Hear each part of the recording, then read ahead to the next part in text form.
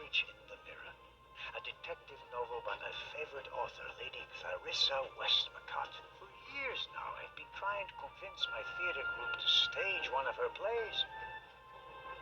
I'll leave it there. I'll pick it up before I get off. We Swiss are crazy about trains. We don't just have a lot of railroads. We have the most beautiful ones in the world.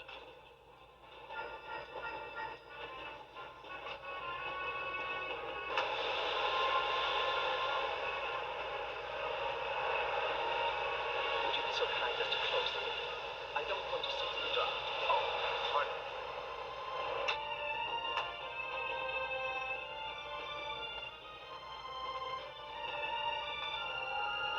The violinist is a good-looking fellow, and he's traveling through the most beautiful mountain landscape in the world. One can only hope that his violin is better tuned than he.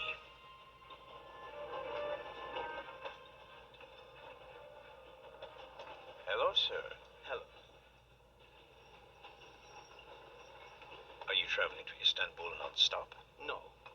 I'll transfer in Venice to a ship. I'm on my way to Cairo. Cairo? I'm performing at the reception in the Egyptian Museum there.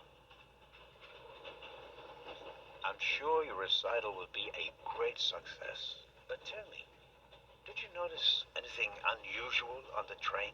Anything unusual? Persons acting suspiciously, for instance. For heaven's sake, is there cause for concern? Everything is in order, sir. We Swiss are just very cautious people. I understand. No, I didn't notice anything. Have a good trip. Thank you.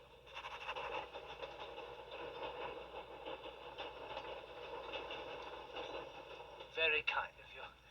Thanks. Oh, pardon me. No problem. The uniform is waterproof. Mr. Lucio. Professor Edgar Lucio. Oh, a professor. Are you a scientist? Do you teach at the Sorbonne? No, I work at the British Museum in London. You don't say.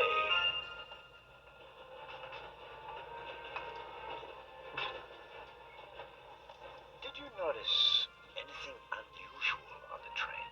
Here? On the train? No, I can't say that I have. Although I did spend most of the time in my compartment. If you work in the British Museum, then you must have experienced the burglary firsthand. No, I wouldn't say that. Oh, no? There was a lot of commotion, but I didn't really pay much attention to it. There was a break-in in your museum, and it didn't concern you? Well, let's just say that nothing that's happened in the last 2,000 years concerns me.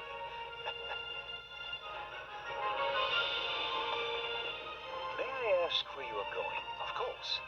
To Venice. I'm going to meet some colleagues there. Oh, Venice. A beautiful city, so I'm told. Indeed. But I really have to take my leave now.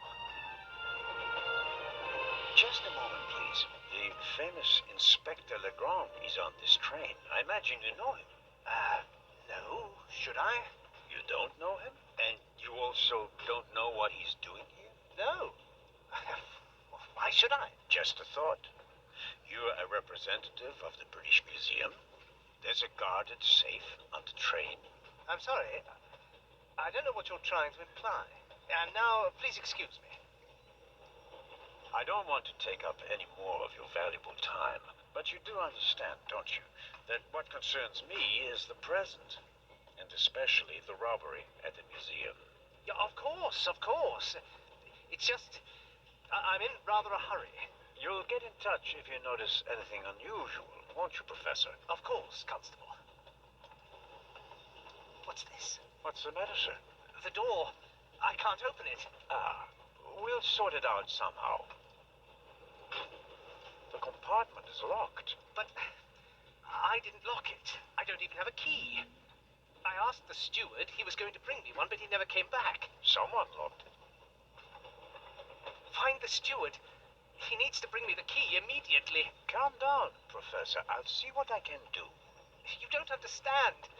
I have to get back in my compartment. All right, just wait here.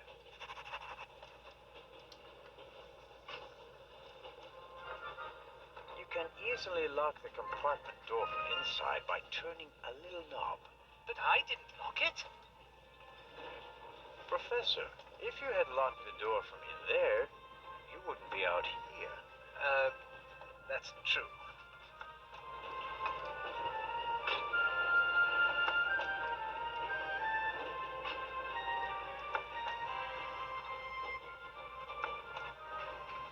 The little label on the door reads Baroness von Trebitz. Blue blood on the Orient Express.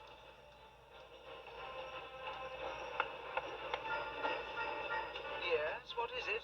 Whoever that is, James, ask whether they found my purse and then closed the door. The noise on this train is driving me crazy. You're missing a purse. Was it stolen? At the very least, I cannot find it, sir. It was stolen. When was the last time the Baroness saw her purse? What? In Zurich, on the platform, sir. I just asked where you last saw your purse. In Zurich on the platform.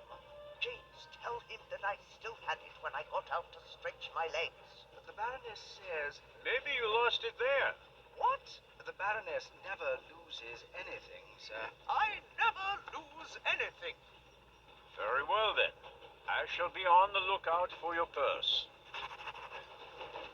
If I might ask you a few questions about your fellow passengers. I thought he was looking for my purse.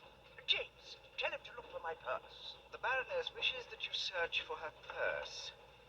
But couldn't we perhaps... All right. First, the purse. I will have a look around. Thank you, sir.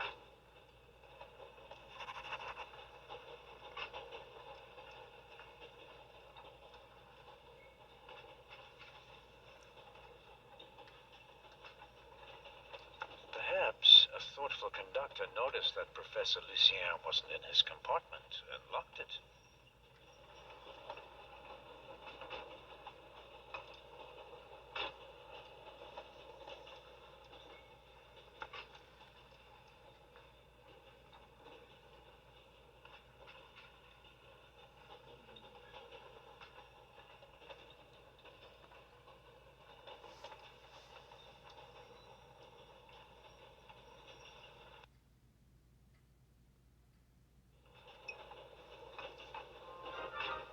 I don't believe it.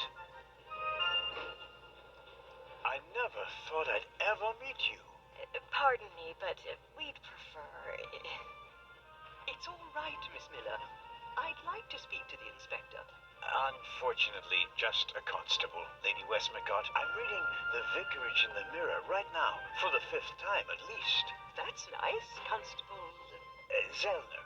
Anton Jakob Zellner. This is my companion, Miss Miller. A pleasure.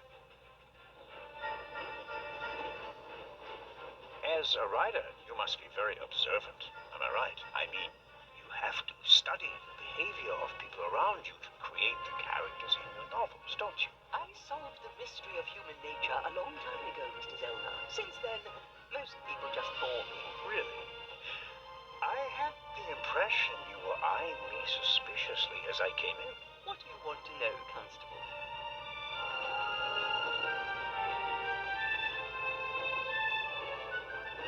Did you notice the blonde man with the violin case? I certainly did. He introduced himself and tried to make a good impression. People like him are drawn to wealth and fame, like moths to a flame. But his charms failed on you. I know him by name. David Kreutzer.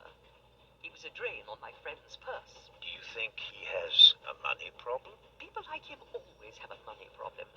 No matter how much you give them, they always spend twice as much and complain that they have far too little. There's something else. A passenger's purse has gone missing. I suppose you haven't seen it. I'm sorry, Constable Zellner. As you know, I only deal with murder, not burglary. Have you asked my boy yet? Maddie is good at finding things. I'll go and do that now.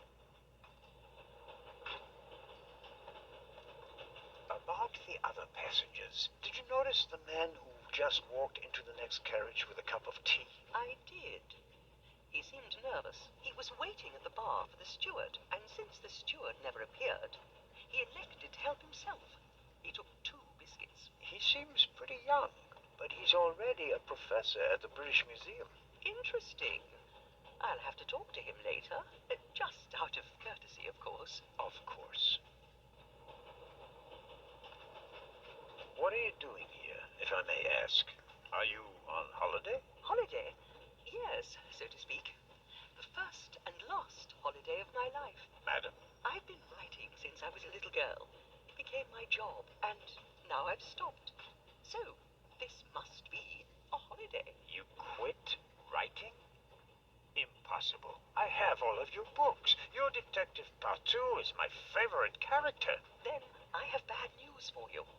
I killed the old wretch off years ago. I don't understand. I'd rather not discuss my work, Constable. Oh, well, fine.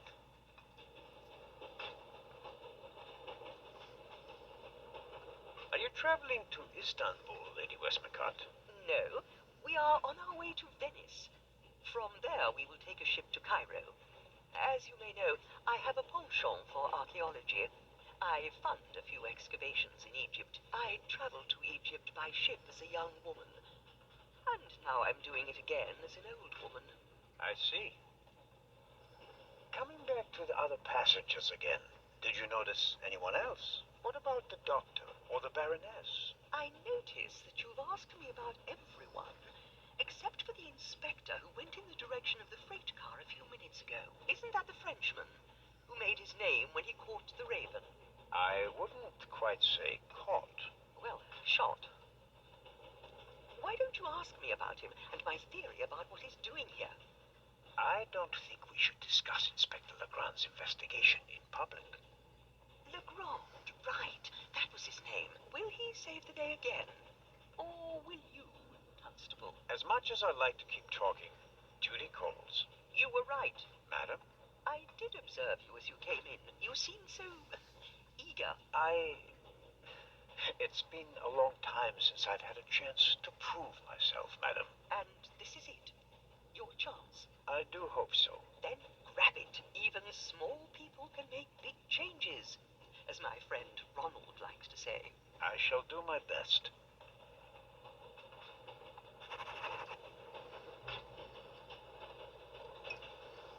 Mrs. Miller made a good impression. She wanted to protect Lady Westmacott from me, a pushy admirer. Very diligent. But she does seem a little nervous and tense. I imagine she has her work cut out for her with Matt, and a difficult boss from what they say. An extraordinary woman. Talented, intellectual, extremely rich, and the most successful writer of all time. Yet, they say she can be difficult on occasion, and that she's rather unhappy.